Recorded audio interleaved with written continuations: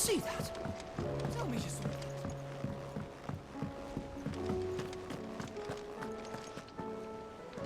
Clive, we have a problem. Only one. That would be a first. It would. Actually, there are three.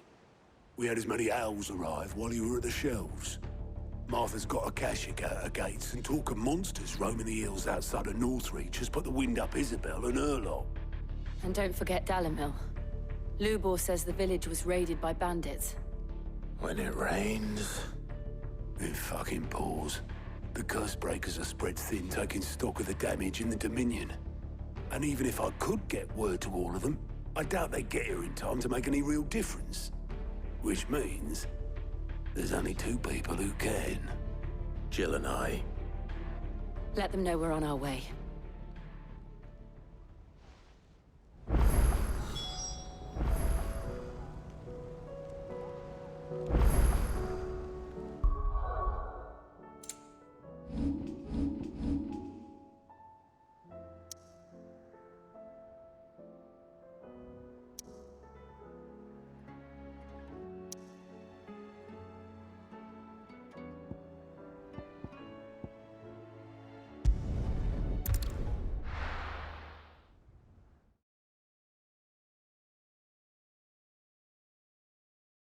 First we find Isabel.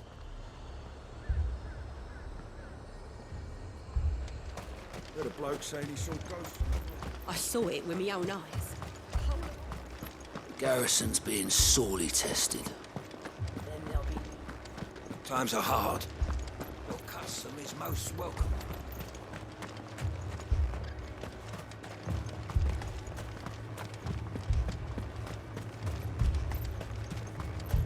Where is everyone? Nothing but ill tidings from beyond the wall these days.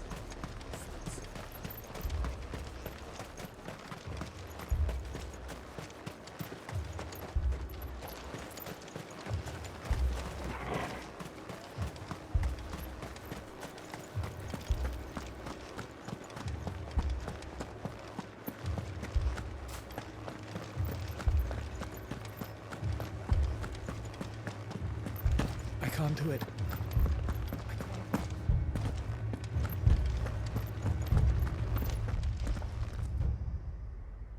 My lord, my lady.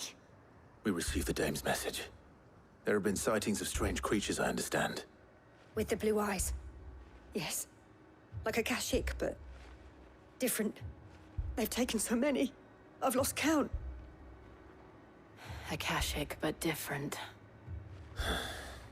Ultimus thralls. And what of your mistress? Is she here? Oh, no. She went to the garrison to ask what they were planning on doing about all this. Then we'll look for her there.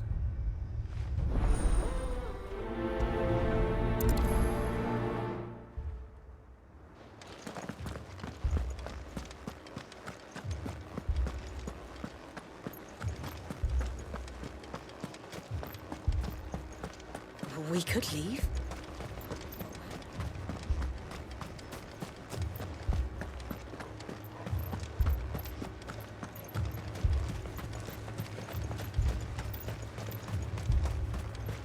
Madame, please! Half the garrison's been slaughtered by those things. We lost the captain this very morning. We've tried requesting reinforcements, but there's been no word from the capital or the Dominion in days! What more would you have us do? I would have you do your duty. Those at the Vale look to me for protection. And protect them I shall. Because they are my charges, and that is my duty. In case you have forgotten, the people of this town are your charges. But more than that, they are your people. Your sisters, your brothers, your lovers. So you have a choice. Lay down your sword and watch as they are slaughtered, or take it up and do what is right. She speaks the truth, you know. This here, it's all we have. It's all that's left. What we have left is our lives!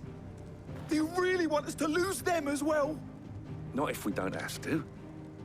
Look, there's a cask under the captain's bunk. Let's talk about this over a drink, eh? I'm listening. I'll have a word with them.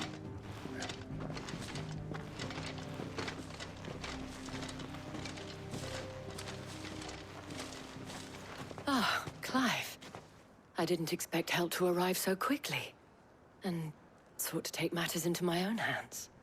It was a noble effort, but I thought you might still need some support. How like you to consider my needs. What we need to consider is where the creatures came from. The way the survivors speak of them, one would think they appeared out of thin air. And perhaps they did. It's hard to know what to believe these days. We'll talk to the survivors.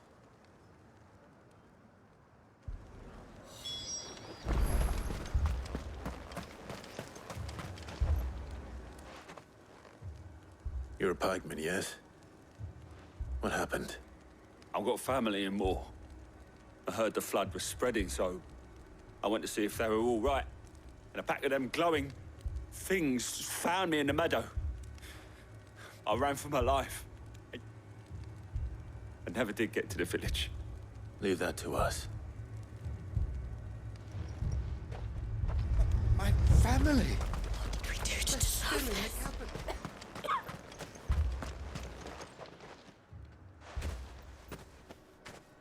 Did you see the creatures that attacked you? Creatures? Yeah, They came out of nowhere. They went for Joseph first, then me, and then they were just gone. Do you remember where you were? On the road from Oriflamme. We just passed Moor when... Where's my Joseph? It's all right. Just rest now. At least we have an idea of where the thralls might be now. We should head for more.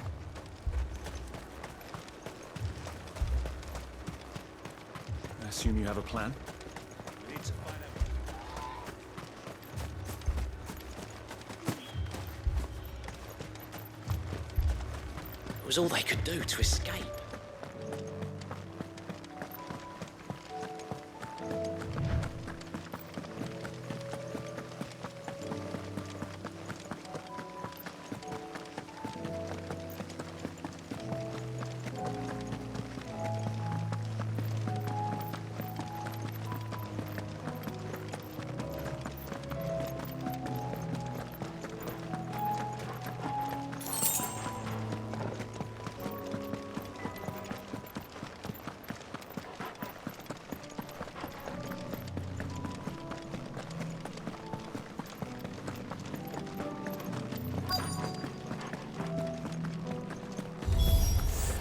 Clive, look! I see them. With me!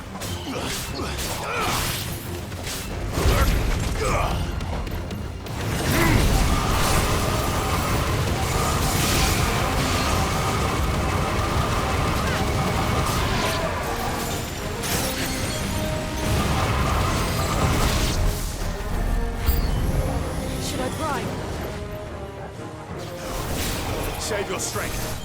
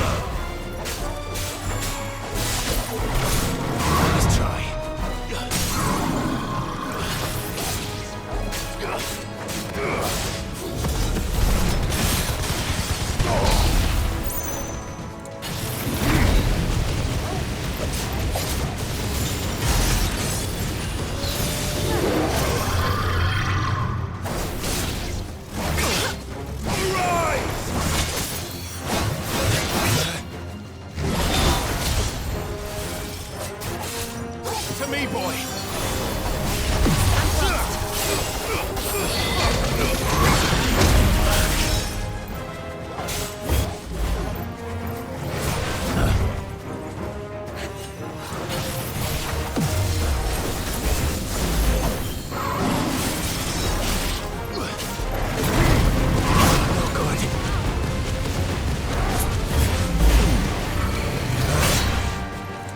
Well done, Tom.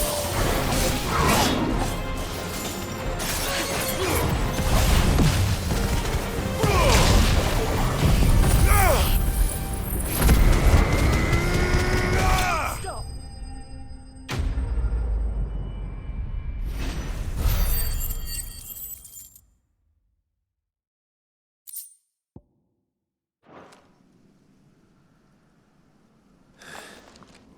Do you think there are more? There are always more. But I'd say we've done what we can for the time being. Then we should let Isabel know.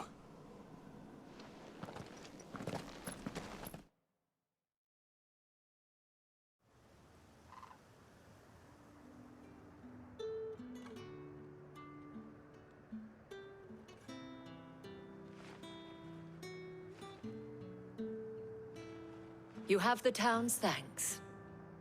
Don't thank us yet. There will be more. Many more. And you'll need to be ready for them. Oh, we shall. Isn't that right, Captain? Yes, milady. The garrison will be ready. Philippe here has convinced most of the men to remain at their posts. For now, at least. Hearing that the Dame would look kindly on any man who committed himself to the task certainly didn't hurt. It's not the most selfless of motives, I'll admit. But whatever it takes, eh? Now me, I never needed convincing. I became a soldier to protect the people I love. And the people I love include the ones standing before me. Handsome and chivalrous. Now, if you don't mind, I have sentries to post. Milady.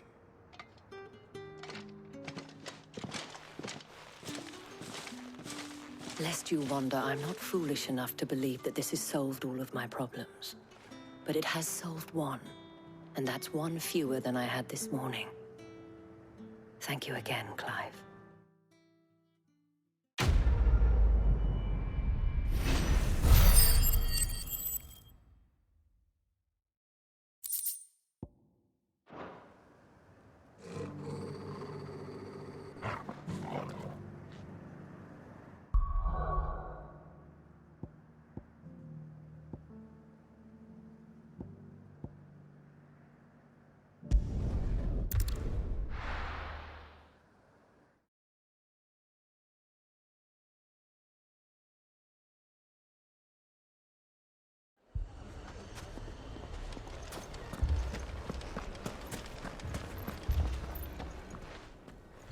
Sid!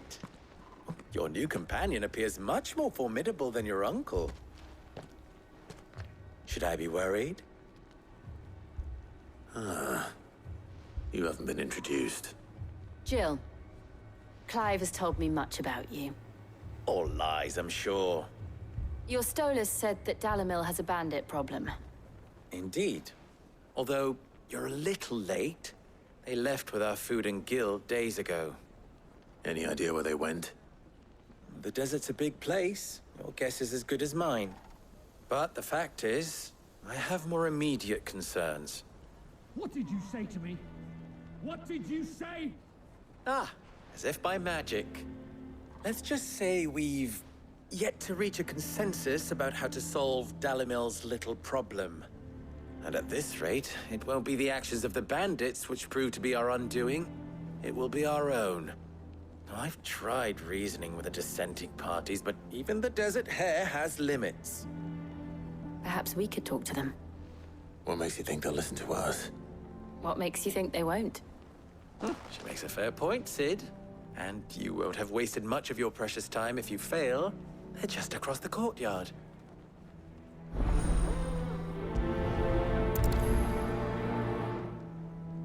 Suppose we just follow the shouting.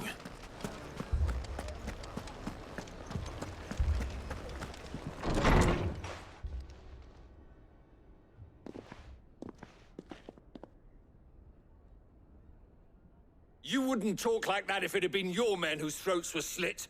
Blood for blood, it's the only way. We hire mercenaries and have them mount the bandits' heads on our walls as a lesson to the rest.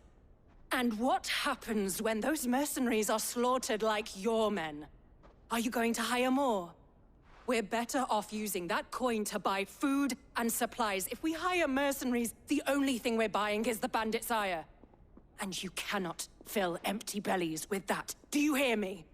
But what happens when they come back? Maybe it'll be your throat that's slit. That's enough. Both of you.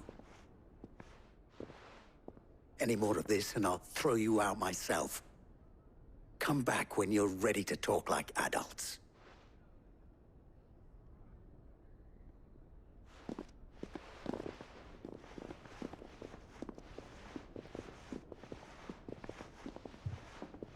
Victor.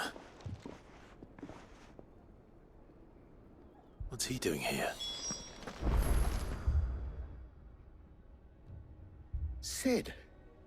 And Lady Jill. What brings you here? I was about to ask you the same thing. Costness is in chaos, and the markets have all but ceased to operate. The Briar's Kiss here in Dalimil is the only place I can reliably obtain supplies.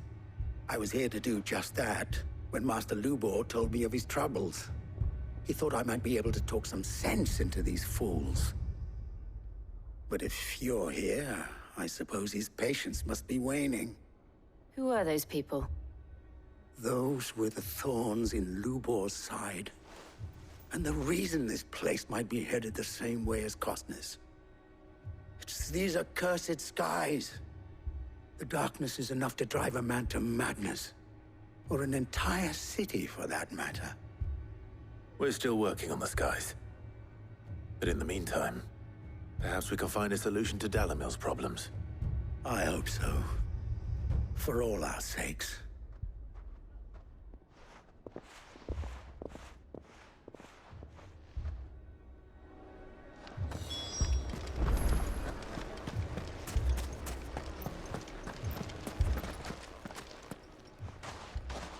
So, you see my predicament?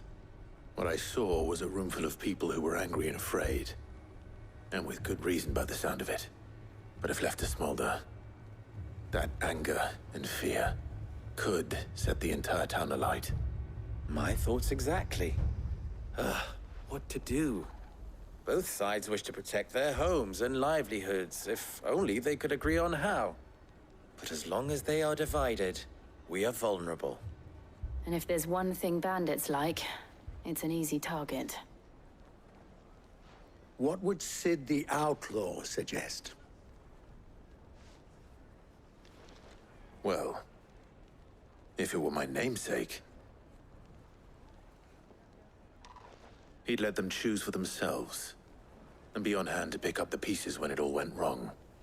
That sounds like a recipe for disaster. A recipe for disaster is precisely what it is. But perhaps that realization would be enough to make them question the ingredients. While it's plain neither Conrad nor Natalie will countenance the other's proposal, it may still be possible to make them doubt their own. Before presenting them with a third option. And that would be? To pool our resources and save the city ourselves. Why fight each other? When all that fear and anger can be directed at the bandits. It appears we have a plan of action. Victor, pay Conrad a visit. See if you can't convince him of his folly. I'll speak with Natalie. As you wish. Your faces are not well known in this town. That may prove useful. Don't worry, Victor and I will do most of the talking. You need only play along. Play along? What he means to say is yes.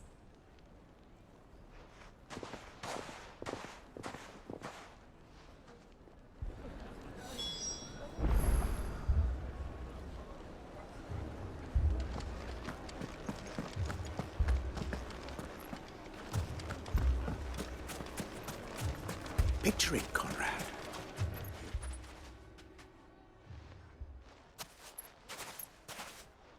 Ah, here she is. The Lady of the Spear herself. Conrad, may I introduce you to Jane, commander of the Red Wings, the oldest mercenary guild in the Free Cities. A pleasure, my lady. The pleasure is all mine.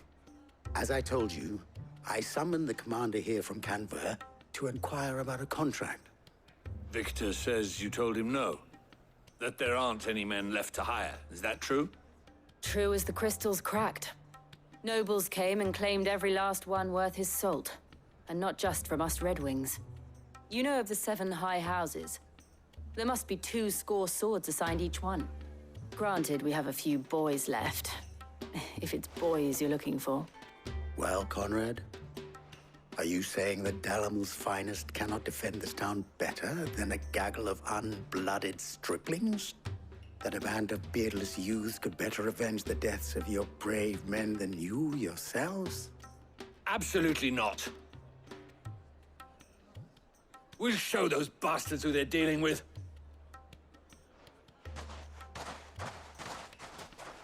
I can't believe that actually worked. Conrad's not what you called the brightest candle in the crypt. And there's a reason why I had you do the talking and not Sid. Well played, my lady.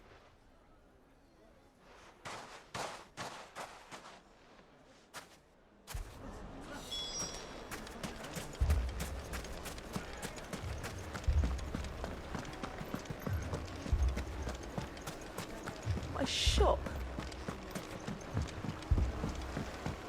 If I had my pickaxe, I would...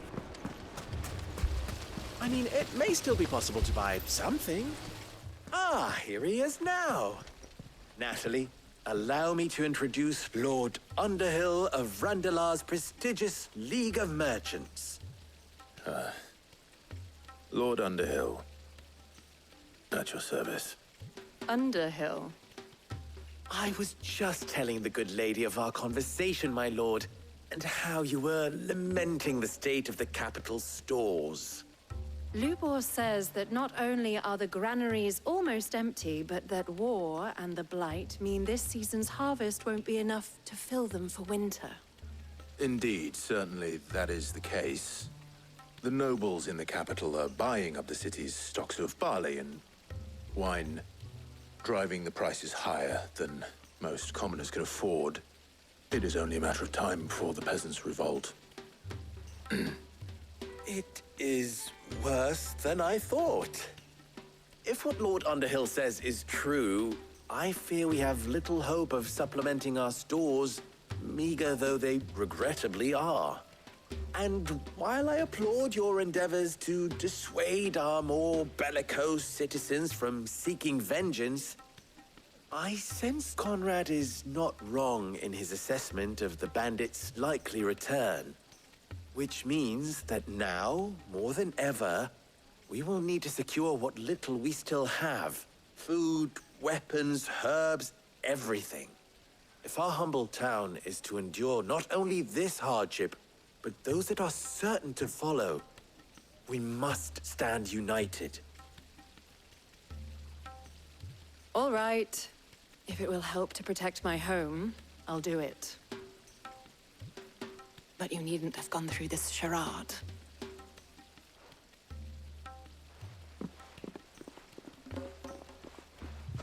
Thank you, Clive.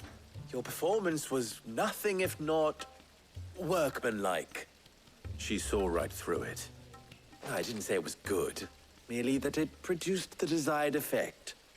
Now, my scouts should be returning shortly. Meet me back at the Briar's Kiss, and we shall see what we face.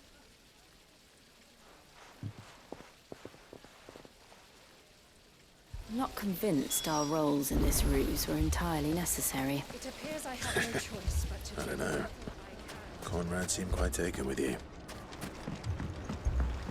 Mummy, I'm scared. Oh, I'm ruined. Good news, Sid. Both Conrad and Natalie have somewhat gracefully accepted their new roles. With time, they may even learn to. Time no longer appears to be the luxury it was before lunch. I take it your scouts found the bandits. Technically, it would be the bandits who found my scouts. It appears they march for Dalimil as we speak. All of them. You're not serious. They don't just want food, they want the whole damn town.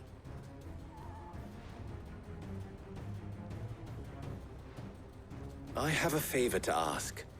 I'm told the bandits march in two groups, one from the south and one from the desert, in a move doubtless intended to stretch our already gossamer-thin defenses. Very well. Jill and I will meet those from the desert. But what of the rest? The rest, my friend, the city shall fight. Together. The stakes, I concede, are high. But if this does not unite Dalimil, nothing will. That is a lot of faith to put into those who had their hands around each other's throats but a moment ago. Then it will be for us to see that their hands are kept occupied. And I do mean us. I thought you might say that. We'll hold them off for as long as we can. And we will do the same.